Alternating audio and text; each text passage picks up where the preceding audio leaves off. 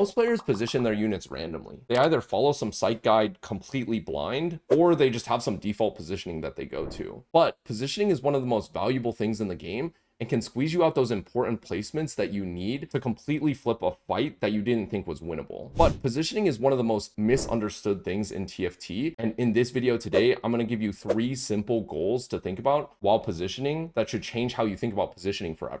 So what does a perfect fight look like in concept? So let's think about any team fight based game, League of Legends, Final Fantasy, World of Warcraft. When you're up against a group of enemies, what is the most efficient way to win these team fights? Here are some simple rules that we could have. You want to kill the weakest unit first so they don't get a chance to do anything. Every enemy unit that gets to cast or do an action is contributing to that fight, and even if they're weak, they still contribute. So let's focus fire these units down. 2, we should probably avoid hitting their main tank first, since they're built to absorb hits. Killing them first is the least efficient thing we can do. And 3, we should try to kill their strongest damage dealer as soon as possible before they get to deal massive amounts of damage to our team. And the inverse of these rules that we went over are true as well. We need to keep in mind that our own damage dealer needs to survive as long as possible and protect them. And we need to let our tank take hits so that your carry and your weak units don't have to.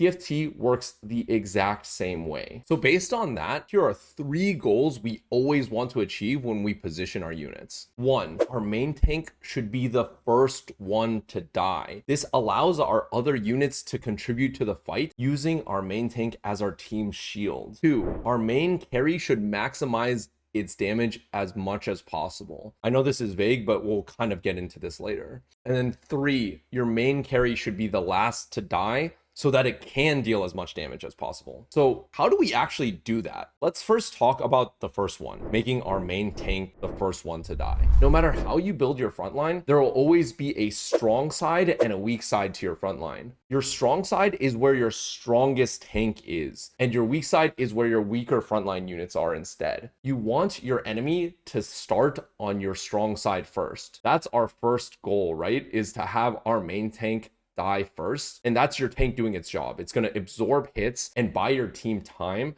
to cast, auto, and contribute to the fight. Even the 1-star tanks in the front really want to cast, so you really want to buy them time. And the opposite is true when you're attacking an enemy. You always want to start on their weak side first, kill their weaker frontline units before they get a chance to auto and cast and contribute to the fight. But if you're ever unsure which side to go because you don't know your matchups, you're kind of busy on your turn, whatever it is, the safe default is to put your main tank on the same side as your carry. You might not be maximizing your main tank's tanking ability, but at the very least, your carry doesn't get exposed early. And that's one of our other rules, is to keep our carry alive as long as possible. Now let's actually go through an example in the game. And this example is from my Road to Master series, which, if you don't know, it's a series where I go through lower ranks and completely explain my thoughts while I play the game. So here, these are the main people we're positioning for, is this Viego guy. And if you didn't play set 16, basically they're about to play a Taric on their board, and they're going to be very, very strong. And this is a 2-star Shen, a Taric on their board,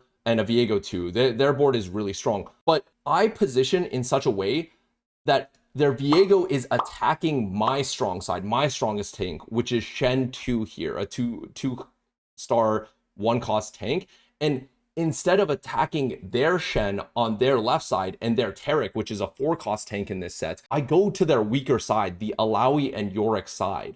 And that'll get me easier access to their Viego in this fight, which is their main carry. So even though my board, I think, is a lot weaker overall, the positioning makes a huge diff, and we get to access the Viego, their main damage dealer, sooner rather than later. And their main tanks are the last ones to die, which makes this perfect team fight positioning. So as an extra tip for your weak side, if you put your second strongest tank on the weak side edge, your other frontliners in the middle and your worst tank units still can get their casts off and their autos off. So having your second tankiest unit anchor that weak side maximizes your team's overall power and overall survivability. So in that last example, if Taric was on the right side there instead, they've hedged, and now their strong side is not that much stronger than their weak side, and their Viego is still covered in the middle. So we've mostly been talking about damage dealers from the perspective of a range carry, but melee carries are almost completely different because they can just walk down on the enemy backline, and that's something we really need to consider. So if you think your melee carry can crush through the tank in front of it, you can put them on the same side as the enemy carry, even if that's their strong side, because you get early access to the enemy carry. And going back to our 3 main positioning goals,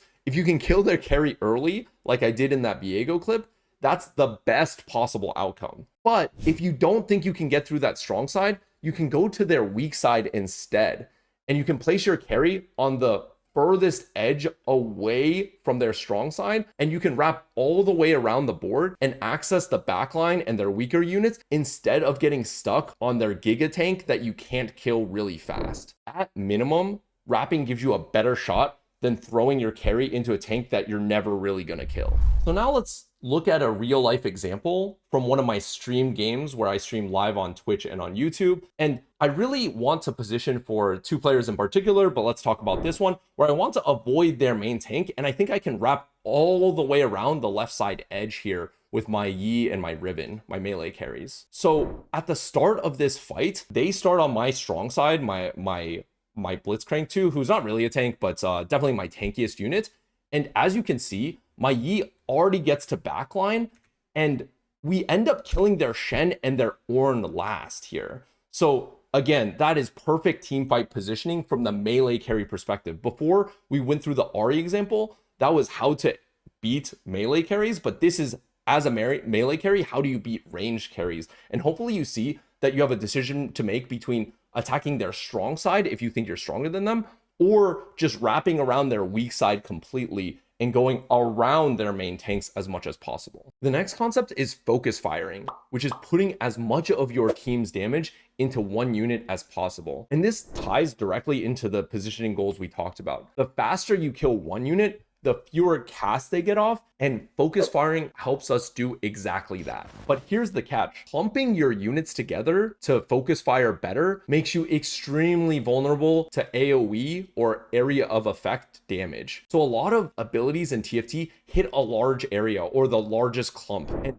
CC tanks specifically tend to target the biggest cluster of units. So if your carry is in that cluster, they're going to get stunned, and a stunned carry, no matter how strong it is doing 0 damage during that time. So as a general rule of thumb, clumping and focus firing is fine early game when your units are weaker and no one has 3 items. But as the game goes on, spread out your units, both your front line and your back line. So this is actually a matchup that I lost. And even though my board is incredibly strong, I'm still weaker than the enemy. And I've decided that I'm just not cutting through their main tank fast enough, and I need more damage. And when I scout and look over, there's no reason for me to be backline spread here. Instead, I should be focus firing one unit as much as possible here so that I can get off their Alawi and get off their main tanks and get onto their Diana instead. And they actually have no AoE CC. The big AoE CC guy in set 17 is Nunu, and they have no CC for me, no AoE for me. So I decide to go full left side here to try to win this fight and try to cut through their Alawi as soon as possible to get to their Diana. And here in this example, I know Diana doesn't exactly die first, but she gets hit by Vex AoE, Sona and Bard AoE, and Bard retargets her, which is really, really good here. But the idea is that I was trying to put all my damage onto one side as much as possible. So before we get out of here, every new set brings in new units with unique abilities, and that change how you apply the fundamentals. But these goals and these ideas about positioning will never change. Read up on the unit's abilities and watch your fights to see what the units do, but just adjust and go from there. This positioning video builds on my itemization video and my damage video to help you get a stronger carry, and my tanking videos to get you a stronger front line so that you have a strong side and that you have a carry worth protecting. So if you haven't seen them yet, check them out because these concepts all stack together. And for set specific positioning, we're entering set 17 now. That's exactly what we cover in my Disciples program and on my live stream, which you can check out in my links below. And as always, I hope you all have a great day.